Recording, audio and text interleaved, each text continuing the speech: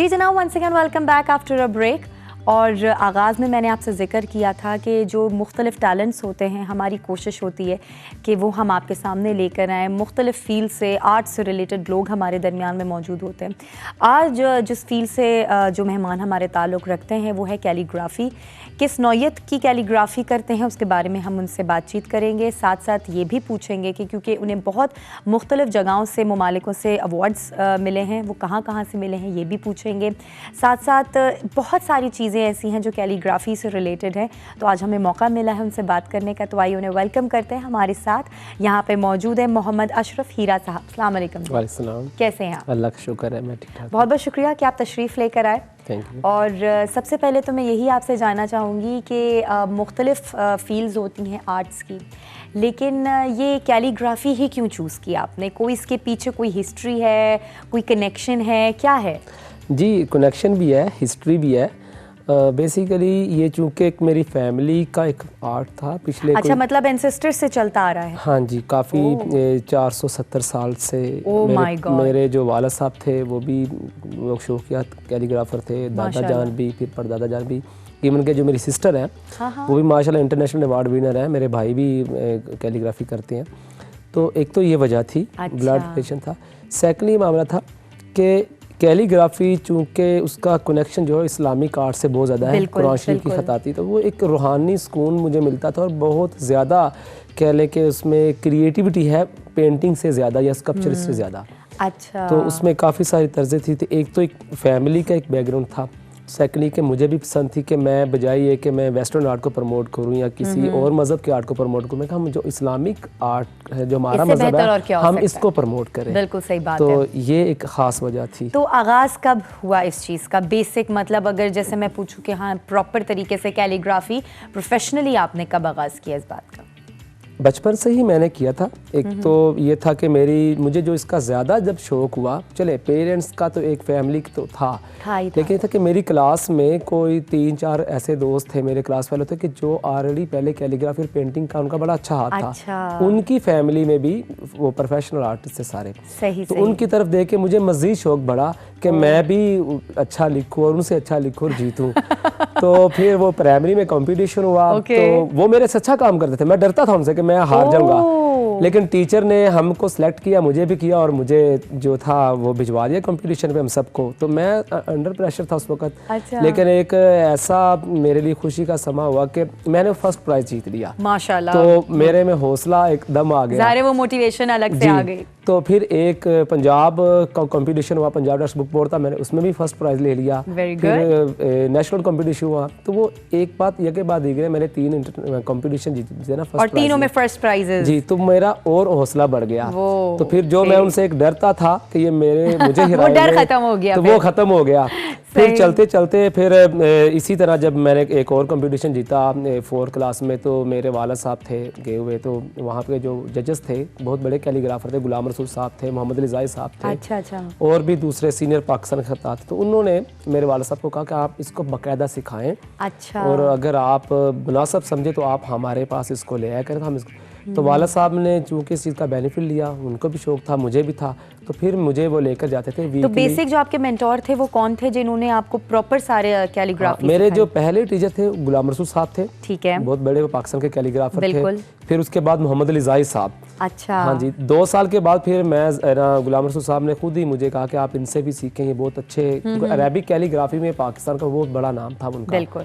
तो फिर मैं उनसे भी सीखता रहा। तो फिर ये मेरे बेसिक दोनों टीचर थे, फिर इन्हीं की वजह सारा हुआ। अच्छा। 6th क्लास में मैंने फिर इंटरनेशनल कंपटीशन जीता और मैं खुद ही हैरान हो रहा था। मुझे खुद भी यकीन नहीं था आ रहा कि इतना बड़ा कंपटीशन जिसमें 70-60 ईयर्स के बड़े बड़े दुनिया के मास्टर्स थे। सही बात है। तो मैंने जब जीता, इवन कि मैं जब प्राइज सेरेमनी पे गया, मैंने प्राइज भी मैंने जीत लिया। मैं तुर्की से भी होकर आ गया, प्रेसिडेंट से भी मुझे अवार्ड मिला। मुझे तब तक भी यकीन नहीं था कि मैंने जीता हुआ है।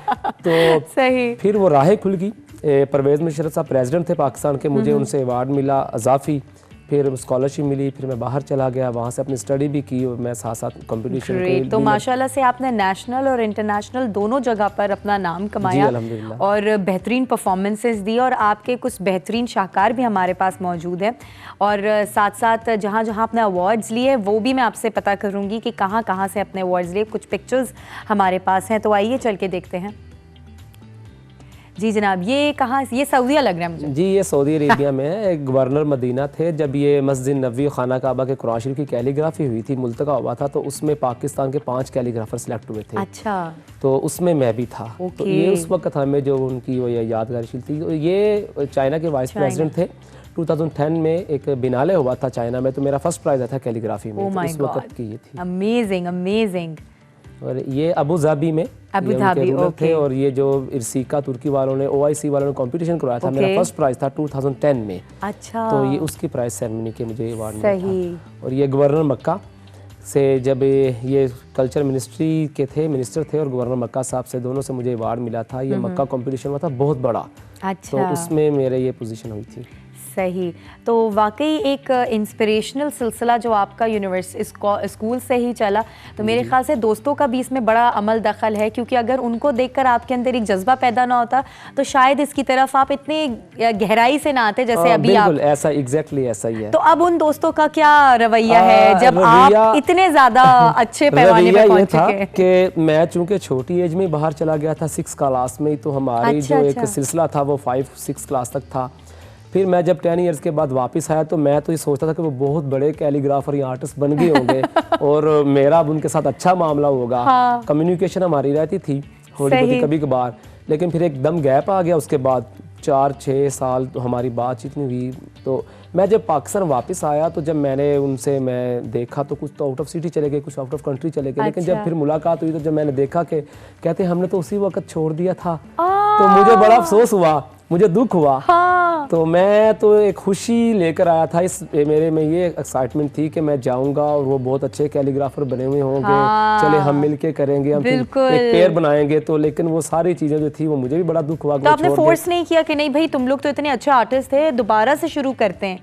बस वो ये था कि एक तो पाकिस्तान की गवर्नमेंट जो थी वो उतना सपोर्ट नहीं थी कर रही आर्ट को, ठीक है। लेकिन अब तो खैर माशाल्लाह से आप देखें ना कि बड़े अच्छे काम हो रहे हैं, हुकूमत इन चीजों को बहुत सपोर्ट कर रही है। हम चूंकि एक छोटे सिटी से थे, हाफिजाबाद से थे। सही। तो एक वो भी एक बहुत फैक्टर था उनके लिए, क्योंकि वहाँ पे इनकरेजमेंट वाला सिलसिला ही नहीं था। और जराए नहीं आप लोगों को बेसिकली जराए तो बिल्कुल नहीं थे। अभी तक देखें कि वहाँ पे एक मटेरियल, एक सिंपल पेपर नहीं मिलता, आर्ट पेपर नहीं मिलता। अच्छा। कोई चीज नहीं वहाँ पे। तो उसके लिए आपको क्या तगदो करनी पड़ती है? लाहौर से फिर हम सारी चीजें। अच्छा, ट्रैवलिंग फिर आपकी बड़ी ज्यादा हो जाती होगी। ओके। और खत्ताती का कोई स्पेशल अंदाज आपने अपनाया या बेसिक जिस तरीक़ेकार होता है? मैं बेसिकली ट्रेडिशनल कैलीग्राफी में ही करता रहा हूँ।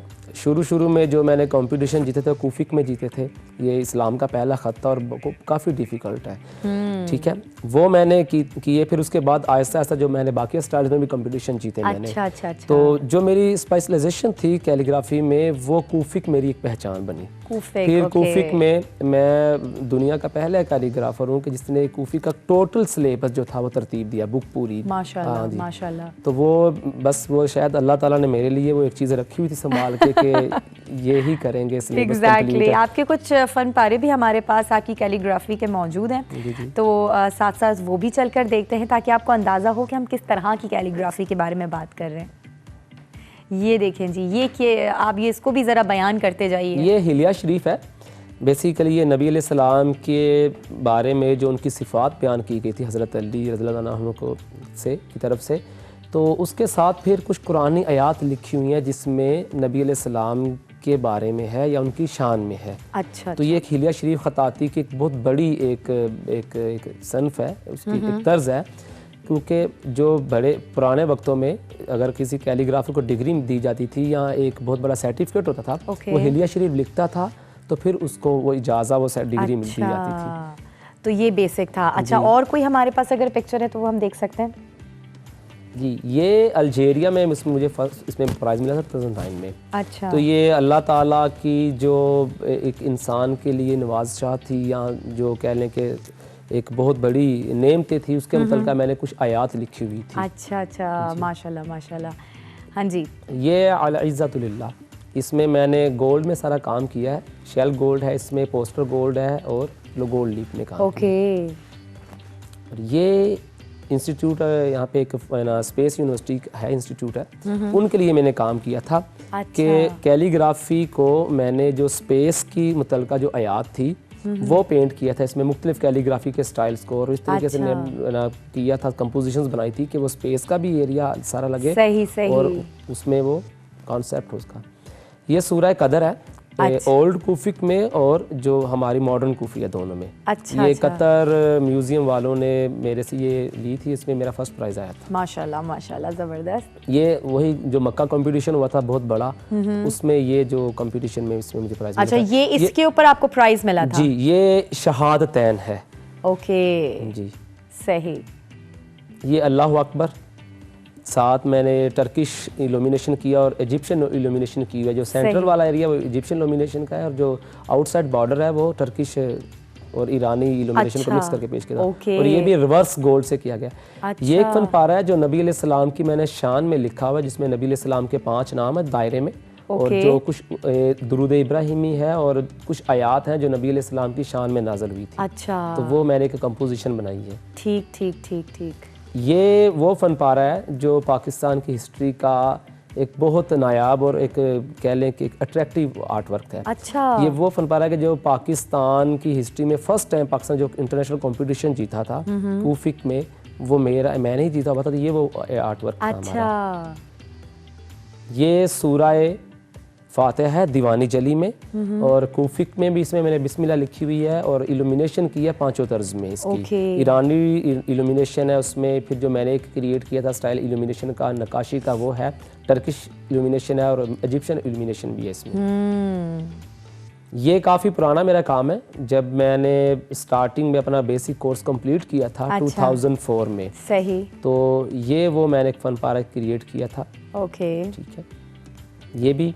ये सऊदी अरेबिया में जो 2007 में कंपटीशन हुआ था उसमें मेरा फर्स्ट प्राइज़ था, जब मुझे किंग अब्दुल्ला से अवार्ड मिला था। ओके ज़बरदस्त। ये एक फन पारा है फ़ाइना मातु अल्लु फसम्मा वाजुला के, आप जिधर भी देखोगे आपको अल्लाह ही नज़र आएगा। अच्छा। इसमें कुछ अल्फ़ाबेट है, मैंने कूफी के स्टाइल के डिफरेंट कलर्स में लिखे हुए हैं कि ये वो अल्फ़ाबेट हैं जो अल्लाह ताला के डिफरेंट नेम्स हैं, उनका पहला अल्फ़ाबेट। इसमें ये कॉन्सेप्ट दिया कि आप मशरिक मगरिब ज़मीन आसमान ऊपर नीचे जिधर भी देखेंगे अल्लाह नज़र आएगा। इसलिए मैंने डिफरेंट जो थे एंगल्स में वो उसमें कैलीग्राफी की मश्क की थी। ओके अच्छा, ये मुझे बताइएगा, कैलीग्राफी में ज़ाहिर है ये एक जदीद दौर से सिलसिला चलता आ रहा है और हर दौर के अंदर एक नई जिद्दत सामने आती है, तो इसको किस तरह से फिर आप लोग जो है वो मज़ीद सीखते हैं? कोई क्लासेस होती हैं, कोई ट्रेनिंग सेंटर्स होते हैं, कुछ स्पेसिफिक मेंटोर्स होते हैं जिनके पास आपको जाकर अपडेटेड रहना पड़ता है इस कैलीग्राफी के हवाले से? जी, अब तो बड़ा आसान हो गया है।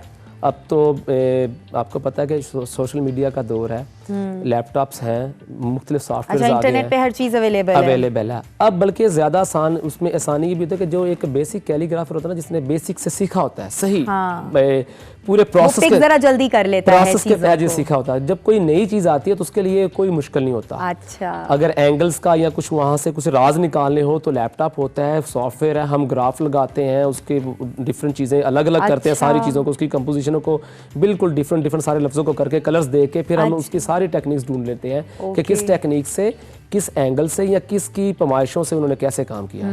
तो आजकल तो हमारे लिए बड़ी आसानी होगी।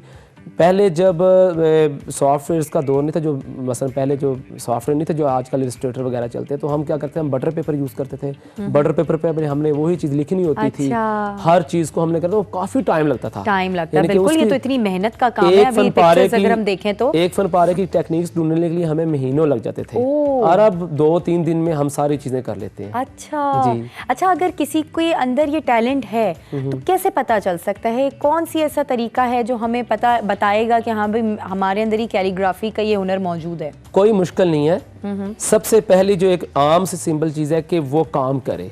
अच्छा, कॉपी वर्क भी करे, करके दिखाए, खत्ताती से आपको आइडिया हो जाएगा कि पहले कॉपी वर्क भी करे किसी का और खुद से भी करे, तो वहां से फिर अंदाजा फौरन हो जाता है कि इसमें कितनी कैपेसिटी है, इसमें कितनी क्वालिटी है, कितनी काबिलियत है, कर सकता है कि नहीं कर सकता। हाँ जी। तो आपको नहीं लगता कि इस तरह के जो है वो इस टैलेंट को आगे आपने भी स्प्रेड आउट करना चाहिए?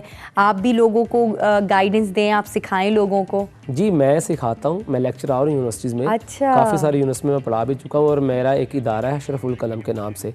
हम फ्री ऑफ कॉस्ट पाकिस्तान में कॉम्पिटिशन्स करवाते हैं, एग्जीबिशंस करवाते हैं हर साल, और इसकी कोई फीस नहीं होती। अच्छा, तो वो सिर्फ नौजवानों के लिए होता है। और पाकिस्तान का सबसे बड़ा कंपटीशन और सबसे ज़्यादा कंपटीशन जो करवाए हैं इस वक्त यूथ के, वो मैंने ही करवाए हैं। ज़बरदस्त ज़बरदस्त। क्योंकि मेरे अपना था कि मैं भी एक स्टूडेंट्स लाइफ से निकला, मेरी जब मैं बाहर से आया तो मेरी अपनी ख्वाहिश थी कि पाकिस्तान में भी एक ऐसा प्लेटफॉर्म हो कि जो नौजवान कैलीग्राफर जो है उनके कंपटीशन का सिलसिला होना चाहिए। अच्छा। वो फिर मैंने स्टार्ट किया था, तो 11 कंपटीशन मेरे अब तक मैं करवा चुका हूँ। माशाल्लाह माशाल्लाह। हाँ जी, तो बल्कि ऑनलाइन जो कैलीग्राफी का कंपटीशन था वो मैंने ही मुतारफ़ कराया था पाकिस्तान में सबसे पहले। अच्छा। तो वो हमने करवाया। तो आपको क्या लगता है कि जो आजकल की जो नौजवान नस्ल है वो इस तरफ ज़्यादा इंटरेस्ट शो करती है? ज़ाहिर है जब आप पढ़ाते हैं सिखाते होंगे तो एक आइडिया हो जाता होगा कि ये भी उतने ही पैशनेट हैं जिस वक्त में मैं पैशनेट हुआ करता था। पहले से ज़्यादा है।